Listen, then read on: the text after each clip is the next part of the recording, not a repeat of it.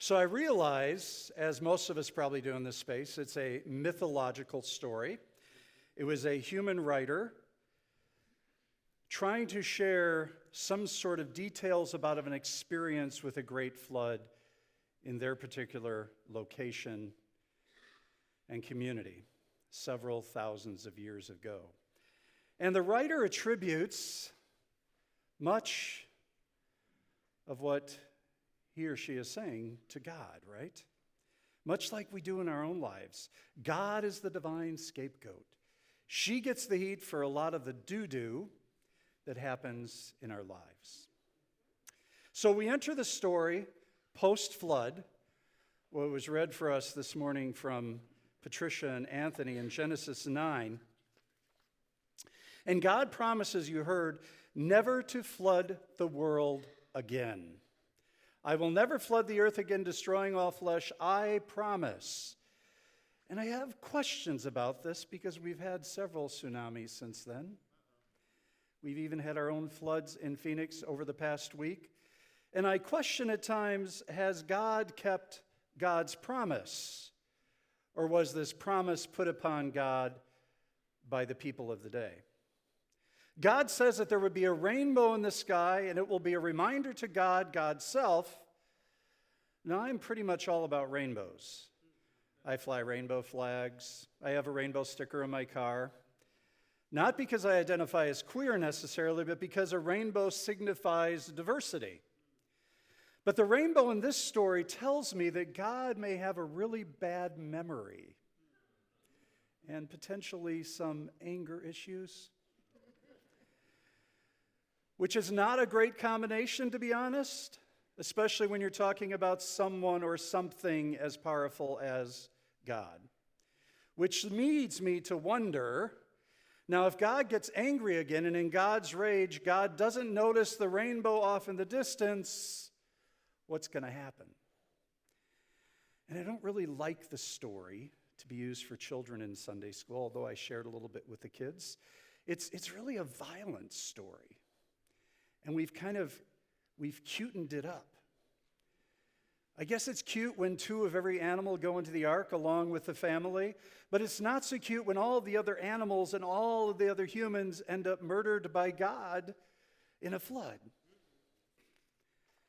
But I wonder, is the character of God in the story of Noah and the flood a good representation of who God is?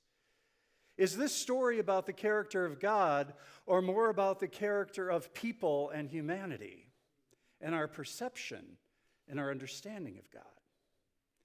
So here's a refresher for those of you who may not know the story. The whole story of the flood begins with humans getting caught up in cycles of escalating violence. One person hits another person, and that person seeks revenge by murdering that one who hit him.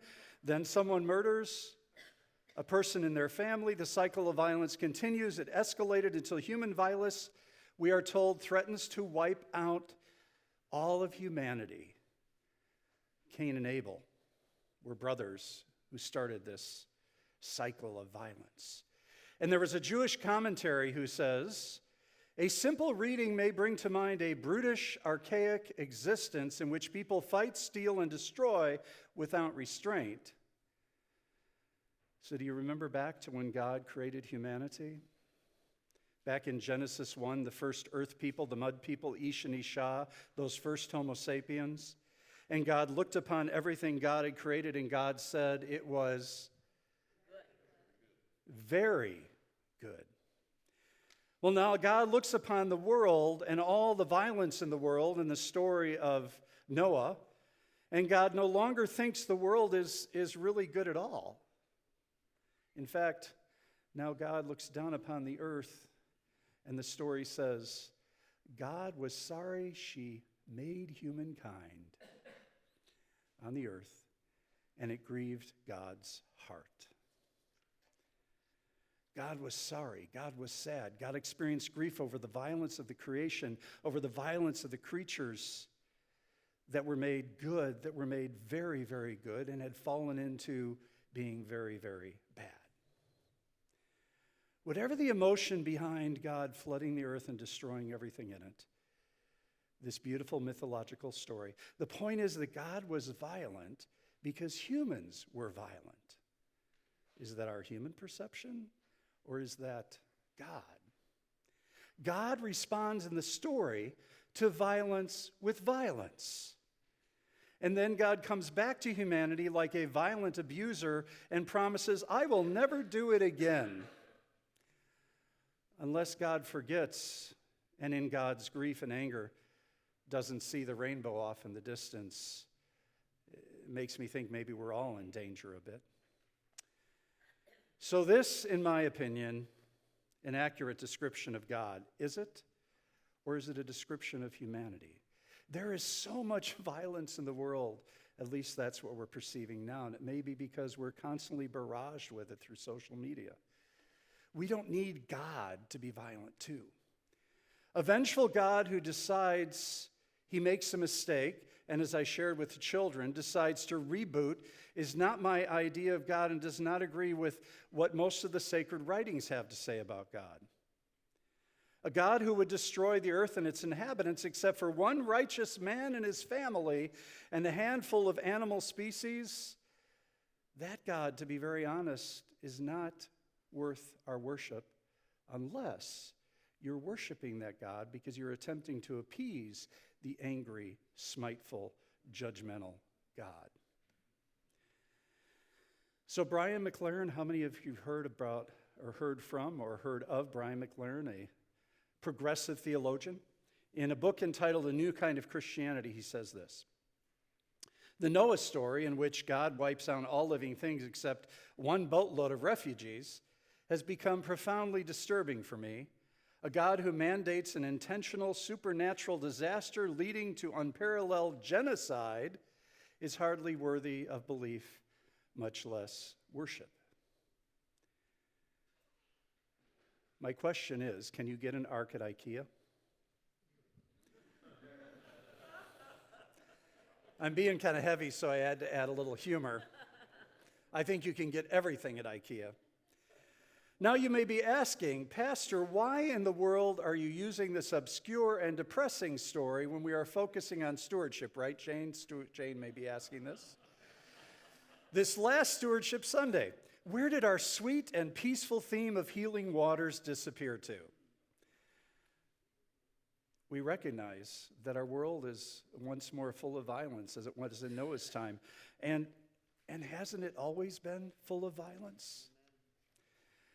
Martin Koppenhaver, who is a theologian that I love to read, observes that the flood did not stamp out violence or sin.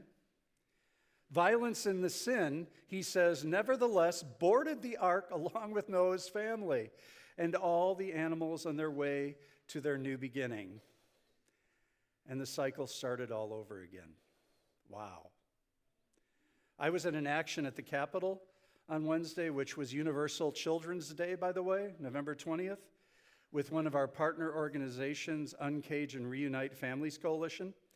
And did you realize that there are now 5,500 children still separated from family in detention centers?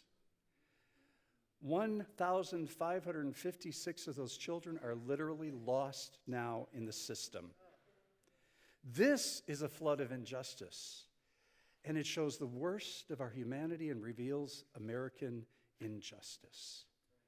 Amos the prophet, though, declares that God's wish is that justice would roll down like the waters. That's what's on the side of our church. A stream of justice and equity and fairness and sibling love that never ends. That is what God wants. God is not violent. God doesn't return violence for violence. But God, we are told, enveloped the world in water, flooded it all, and killed all kind of life except this large ark of a lifeboat with one family and a few animals, this big reboot. It was the beautiful call of a remnant of humanity and animal life that was establishing a new world, a new community, that was no longer based on violence, but would be based on peace. This small tribe, called by God to create nirvana, a new Garden of Eden, on a purged and a cleansed earth with its creatures. Did it work? But here's the good news. The good news that's helped me to confront these kind of violent stories, at least a violent God as humans perceive God. Here in this church, we don't worship the Bible. We're Christians, and we're progressive Christians, unapologetically, but we are followers of the way of Jesus. Jesus is our rabbi. Jesus is our teacher. I kind of like to call Jesus my guru. In the ancient Jewish world, rabbis, gurus, teachers taught their disciples what God was like. They taught their disciples how to read and how to interpret the Bible. And these ancient rabbis, they would argue with each other about how to interpret the Bible. There was not one interpretation. In fact, the ancient rabbis would even argue with the book and the Bible. Sometimes they agreed with how the Bible characterized God, and sometimes they disagreed passionately. During the 1980s, the Archbishop of Canterbury, Michael Ramsey, said this. He said, "God is Christ-like, and in him there is no un-Christ-likeness at all." You know, we rarely talk about God being Jesus-like. We talk a lot about Jesus being God-like. I think the key to understanding God is really to look at Jesus. A God who responds to human violence with divine violence is not like Jesus. Think about Good Friday. Think about Easter. Good Friday, Christ took a flood of injustice and human violence upon himself, and what did he offer in return? Forgiveness. In the resurrection, Jesus didn't come back like a ghost with a vengeance.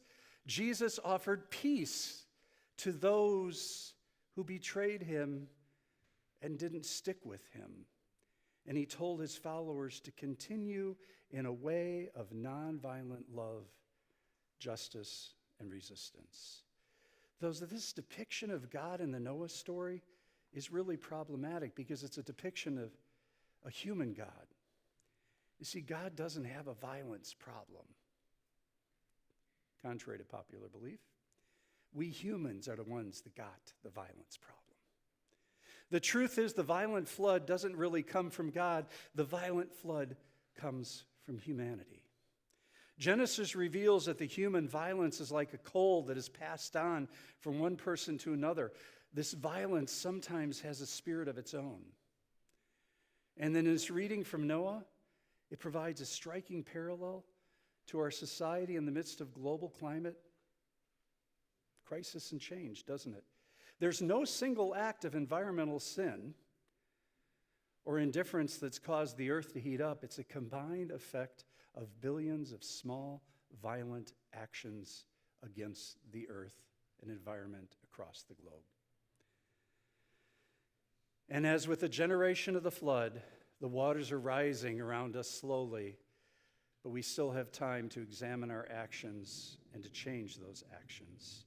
So I say today, no more floods of violence, my friends.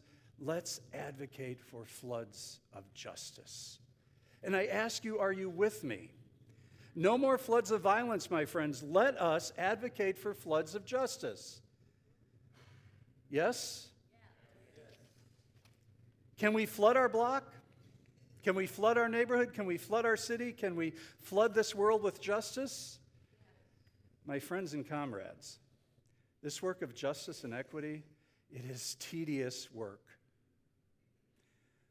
One of my favorite barristers would confirm that today, wouldn't you? The tedious work, we aren't going to change things, honestly, on a macro level. But we can make micro changes, small changes, human by human. I think back and forward to individuals like Gloria Steinem and Bella Osbug and Betty Friedman and Shirley Chisholm, women of the National Women's Political Caucus. These women activists advocated tirelessly for gender equality in a flood of of male-dominated patriarchy.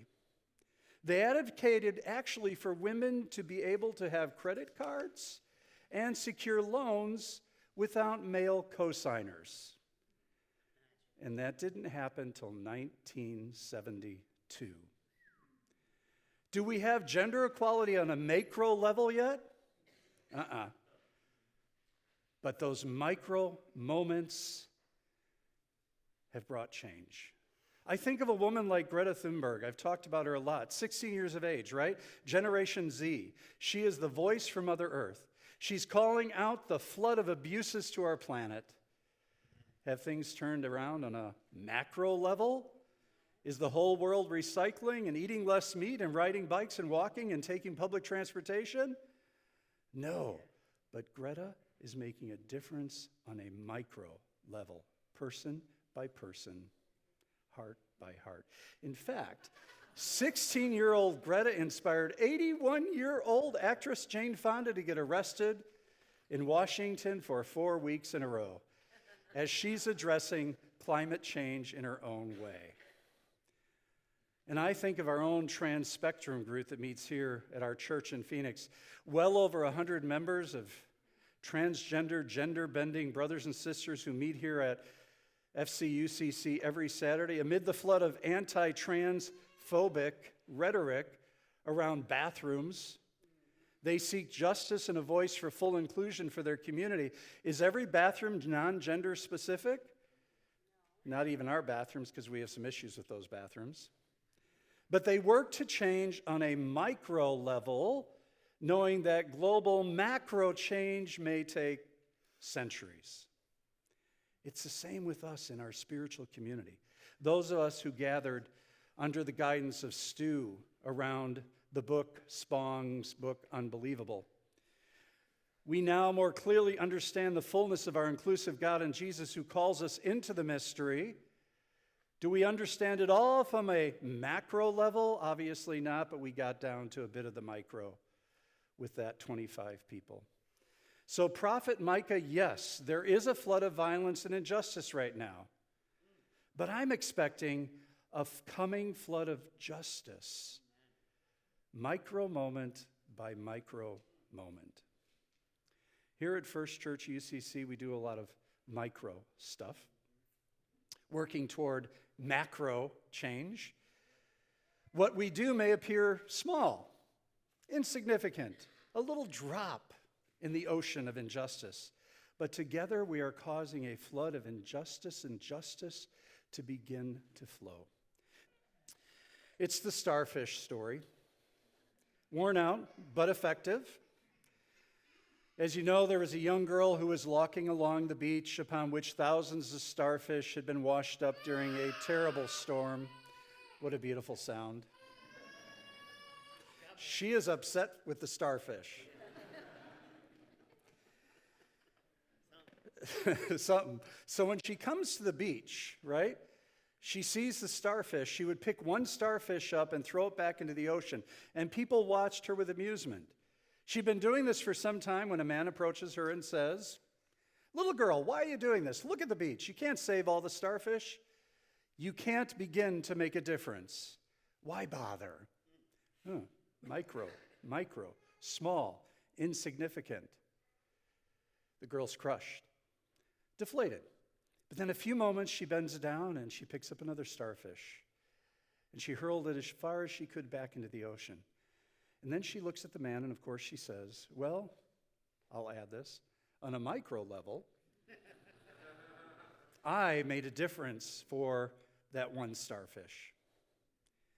So inspired, the man joins the little girl in throwing starfish back into the sea, and others are joining, and all the starfish on the beach are saved. Macro. Big change for many, many, many starfish. Writer and inspirational speaker Rita Herman says this: "You may never know that somewhere someone remembers how you made a difference." The things we do here at First Church and the reason we need your support, oftentimes they appear very micro, not macro. Micro, not macro. But think about how movements begin. They begin small and they grow.